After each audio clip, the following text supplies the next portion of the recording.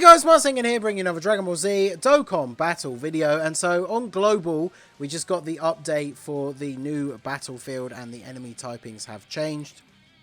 I have meant to do one of these videos for the previous versions, and then it's kind of just got too far into the set, and then I haven't done it, right? Because I feel like this video is best to do right when the reset happens. So probably already is dropping a couple of days late, but there's obviously always a ton of stuff to do whenever new content comes out. But for this video in particular, I just want to go over a couple of units who are going to be very, very effective in making the final boss battle against the legendary Super Saiyan Broly a little bit easier. Because I always see on random videos or in my stream chat, people still ask about Battlefield.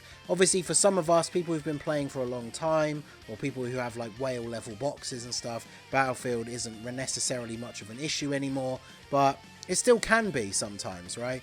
And it all depends on your strategies. So for the most part, I have pretty much from the beginning and even still until now, I just run mono teams, but I try to run categories if I can, right? So for example, when we start off at the beginning, I use a low class warriors team and use the free to play team Bardock to just get rid of Chaozu because it's so easy. And the reason why I do that is because the typing of the first enemy, in this case Chaozu, is always the same as the last boss. So you can see Broly is physical, and the only other physical fight is Chaozu. So if you're breaking your battlefield teams down into mono teams, it means you have a Super STR team and an Extreme STR team. You don't waste one of those fighting Chaozu, and then when you get to the end, if your first team does happen to get taken out, then you can use your backup team of the type advantage, and then, you know, you should be on your way. So, Broly cannot be stunned.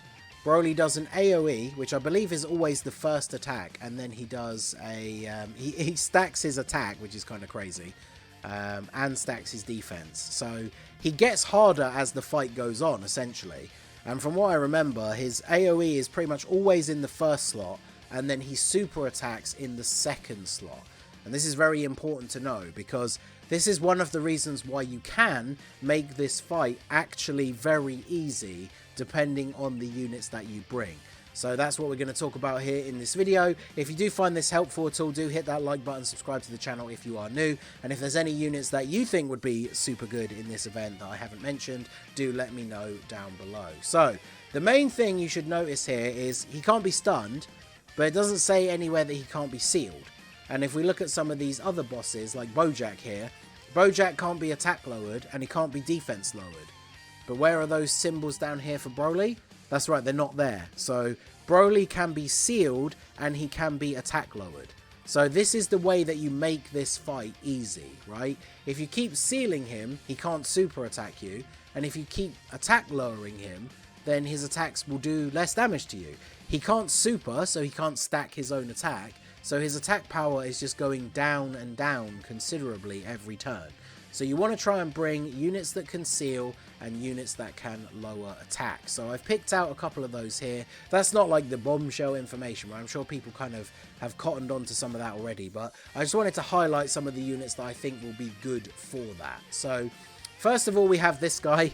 Very rare that I'd ever mention this guy in a video about units that are good for certain things, because I am still heartbroken over how bad this guy's EZA is. It can be useful in certain places for sure, but it's just really not what I wanted it to be, which is unfortunate, right? At least we got the tech banner unit to kind of make up for it, because that encapsulates that moment, one of my favourite moments in all of Dragon Ball, into an actual good unit. But these guys, not only do they have a super class lead, so if you really are lacking, you can use them as a leader for the event, but they seal and then are a counter unit.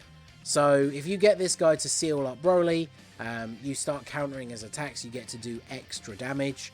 After he gets a hit, he gets a bit of a buff. If you have a Vegeta family ally on the team, he gets a bunch of extra buffs.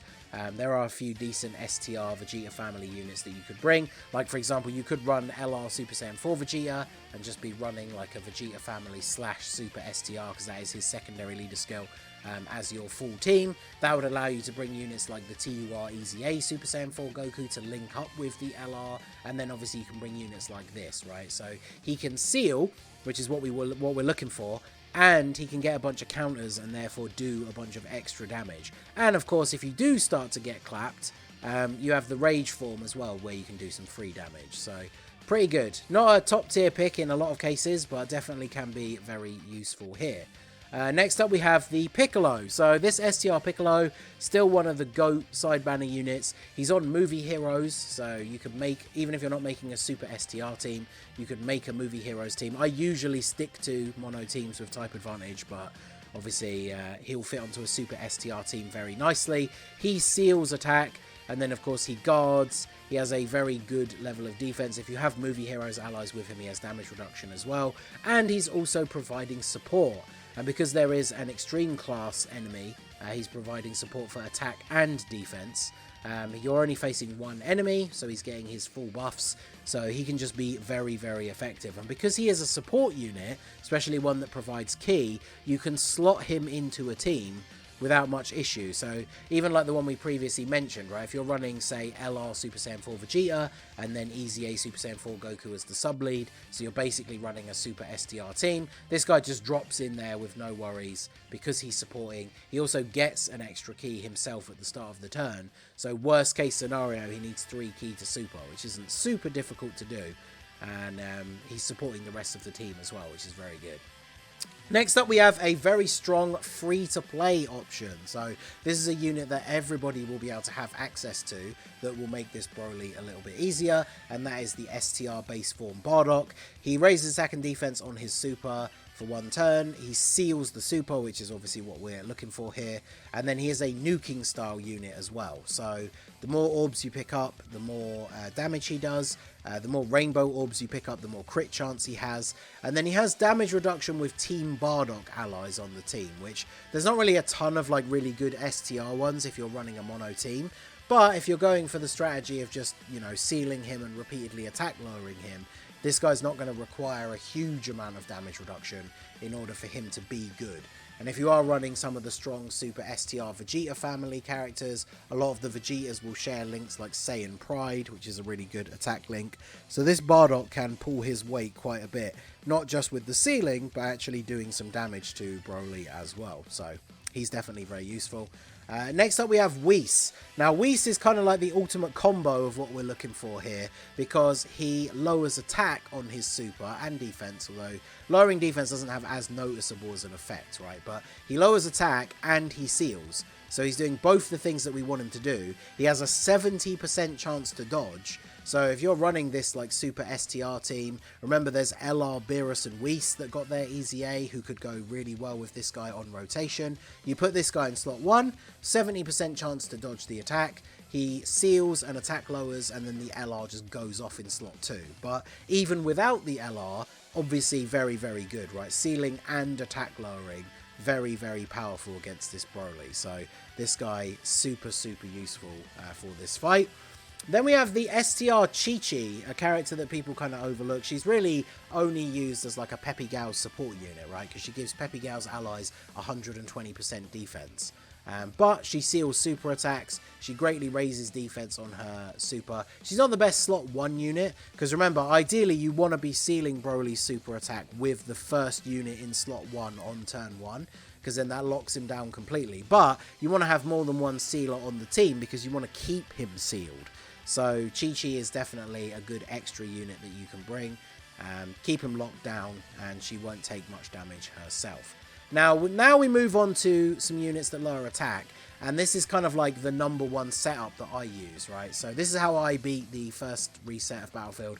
I haven't done the 2 extra wins, because obviously there's missions for beating all the stages 3 times. I usually just space those out week to week as we get the weekly reset to get the extra Battlefield points. But this guy's team, if you use them as a leader, you can run a full Extreme STR team that is getting the 170 or even full 200% leader skill buff, which obviously makes things a little bit easier right off the bat.